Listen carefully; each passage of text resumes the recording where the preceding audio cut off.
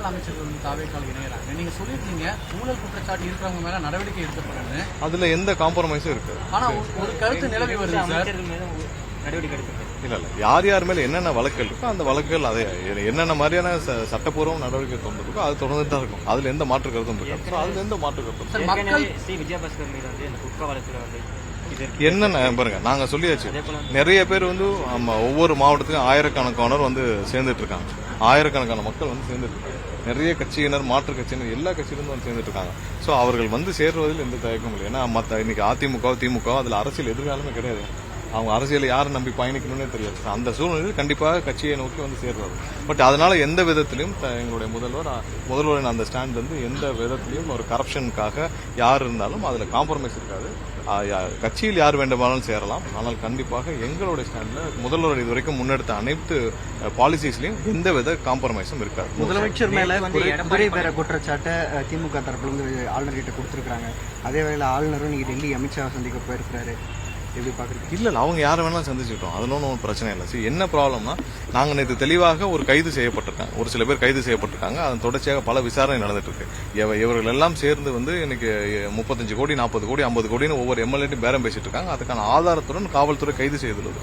So இது ஒவ்வொரு நாள் நடந்துட்டே வருது. சோ அதெல்லாம் வந்து தினந்தோறும் எல்லாரும் நம்ம இதுல பாத்துட்டே இருக்கோம். சோ அவங்க எங்க வேணாலும் வந்து ஆளுநர்கிட்ட புகார் அனுப்பிச்ச மாதிரி பாருங்க. அவங்க வேற வழி இல்லாமல் இன்னைக்கு ஆளுநரிடம் போய் கதறிட்டு இருக்காங்க. சரி, அவர்கள் 5 வருஷம் அவர்கள் என்ன லட்சணத்தில் ஆட்சி நடத்தினாங்க அப்படின்னா தமிழக மக்கள் பார்த்து அதற்கான விளைவு தான் இந்த தேர்தலில் அவங்க அளித்த வாக்குகள். ஸோ அதற்கு நீங்க போயிட்டு ஆளுநர்கிட்ட போய் கதறியோ இல்லை அங்க போய் அழுதோ ஒன்றும் பிரயோஜனம் இல்லை.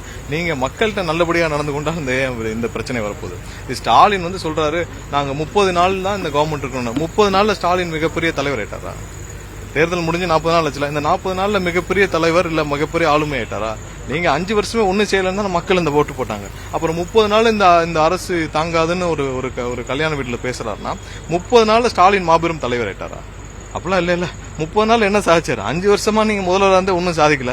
இந்த 30 வருஷமா என்ன மாபெரும் தலைவராகி நீங்க வந்து மக்களுடைய நன்மதிப்பு பெற்றீங்க? ஒன்னும் இல்ல. அப்ப நீங்க ஒவ்வொரு இடத்துலயும் 40 கோடி 50 கோடி குடிச்சு வாங்குறதுக்கு தயாராயிட்டீங்க. அதனால 30 நாள் இந்த ஆட்சியை அகற்றிடுவோம்னு சொல்ற அளவுக்கு தைரியம் இருக்குன்னா பணம் தானே. இந்த பணத்தை வச்சு தானே 40 கோடி 50 கோடி வச்சா நீங்க யார் வேணாலும் வாங்கிடலாமா? நீங்க அதன் விளைவு தான் நீங்க பாத்துட்டு இருக்கீங்க. நீங்க இந்த பணத்தை மட்டும் வச்சுக்கிட்டு ஒவ்வொரு ஓட்டுக்கும் 1000 ரூபாய் கொடுப்போம், 2000 ரூபாய் கொடுப்போம், ஒவ்வொரு இடத்துலயும் நாங்க கொடுத்து பர்ச்சேஸ் பண்ணுவோம், 40 கோடி 50 கொடுத்து எம்எல்ஏ வாங்குவோம். எந்த தைரியத்தில் அவர் சொன்னால் 30 நாள் தான் இந்த ஆட்சி இருக்கும்னு சொல்லிட்டு 120 எம்எல்ஏக்களுடன் வலுவாக கூட்டணி ஆதரவோடு நாங்க இருக்கிறோம். எந்த தைரியத்தில் 30 நாள் ஆட்சி இருக்காதுன்னு சொன்னாரு ஸ்டாலின்? அப்ப வந்து 30 நாள் அவர் ஒன்னும் பண்ணல. மாபெரும் தலைவர்லாம் ஆகல இல்ல மிகப்பெரிய அளவுல ஒரு மக்கள்கிட்ட நன்மதிப்பை பெற்று அப்படியே பயங்கரமா ஆட்டாரா? அதெல்லாம் ஒண்ணும் இல்ல. இந்த வெறும் பணத்தை வைத்துக்கொண்டு ஒரு சில செந்தில் பாலாஜி மாதிரி ஆட்களும் இல்ல ஒரு சில தொழிலதிபர்களை வைத்துக்கொண்டு இவர் வந்து இந்த வேலையை செய்து கொண்டிருக்கிறார். கண்டிப்பாக மக்கள் தீர்ப்பு இன்னும் கடுமையாக இருக்கும். இவர்கள் செய்யற வேலையை மக்கள் பார்த்துட்டு இருக்காங்க. ஒவ்வொரு நாளும் இந்த அரசுக்கு எல்லா வழியிலும் இவர்கள் தொந்தரவு கொடுத்துட்டு இருக்காங்க. அதை எல்லாம் மீறி மக்களுக்கான நல்ல பணிகள் தொடர்ந்து செய்வோம். என்ன வேணாலும் செஞ்சுக்கிட்டோம். மக்கள் எங்களோடு இருக்காங்க. நாங்கள் எதற்கும் பயப்படவில்லை, யாருக்கும் தயங்கவில்லை. மக்களை தவிர வேற யாருக்கும் பயப்படாது இந்த அரசு. எடப்பாடி பழனிசாமி அதிமுக தலைமையில் மகளிர் அணி ஆலோசனை கூட்டம் நடந்தது. அங்க பேசும்போது என்ன சொல்லியிருக்காங்க, ஒரு நடிகர் வந்து எப்படி முதலமைச்சர் தகுதி ஆகிறது, அவருக்கு என்ன தகுதி இருக்கு இல்ல அதை வந்து அதிமுக இருக்கிற கட்சி பேசக்கூடாது. ஏன்னா இன்னைக்கு புரட்சித் தலைவராக இருக்கட்டும், இன்னைக்கு வந்து புரட்சித் தலைவராக இருக்கட்டும், அவரை பார்த்து திமுக பேசிய வார்த்தைகளுக்கு புரட்சித் தலைவரையும் புரட்சித் தலைவையும் பார்த்து திமுக வந்து அந்த காலங்கள் இருந்து 50 வருஷமாக என்ன பேசினார்களோ அதை இன்னைக்கு எடப்பாடி பேசுறாரு. எடப்பாடி அதை பேசுவதற்கு எந்த அருகதையும் கிடையாது. எடப்பாடி அதிமுக இவங்க 2 பேரும் அந்த கட்சிகளுக்கு நல்லது செய்ய வேண்டும் என்றால் முதல்ல திரு ஸ்டாலின் அவர்கள் அவருடைய கட்சியிலிருந்து விலகினாலே அந்த கட்சிக்கு ஓரளவு ஒரு ரிலாக்ஸேஷன் கிடைக்கும். எடப்பாடி அந்த கட்சியிலிருந்து விலகினாலே இந்த கட்சியை ஓரளவாவது காப்பாற்ற முடியும். அவங்க அந்த கட்சிக்கு கடைசி ஏதாவது நல்லது செய்யணும்னு நினைச்சாங்கன்னா, அந்த கட்சியை காப்பாற்ற நினைச்சாங்கன்னா திரு ஸ்டாலின் அவர்கள் குடும்பமும் அங்கிருந்து விலக வேண்டும். திரு எடப்பாடியும் அவர்கள் குடும்பம் விலகினாலே அந்த கட்சிக்கு ஏதாவது நல்லது செய்ய முடியும். இன்னைக்கு இது திமுக என்ன பேசினார்களோ, திமுக என்ன எழுதி கொடுத்தார்களோ அதை எடப்பாடி பேசிட்டு இருக்காரு. இந்த வார்த்தையை எடப்பாடி பேசலாமா?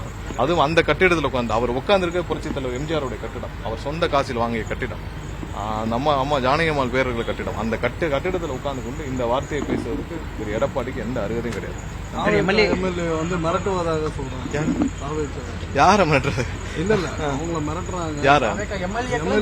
கண்டிப்பா அதனால தான் சொல்றேன். இவங்க வந்து இன்னைக்கு திமுகவும் திமுகவை சார்ந்தவர்களும் மிரட்டுறதுனாலதான் இந்த புகார் ஆயிருக்கு. கிட்டத்தட்ட ஐடென்டிஃபை இல்ல திமுகவும் திமுக சார்ந்த நபர்களும் இன்னைக்கு மிரட்டுறதுனாலதான் இந்த புகாரே ஆயிருக்கு. அவர்கள் சார்ந்த நபர்கள் இப்ப மிரட்டப்பட்டு இன்னும் கடுமையாக ஒவ்வொரு இடத்துலயும் ஒவ்வொரு எம்எல்ஏக்களையும் அவர்கள் தனிப்பட்ட முறையில் கூப்பிட்டு மிரட்டி பல பேரை பற்றி சந்திச்சிருக்காங்க.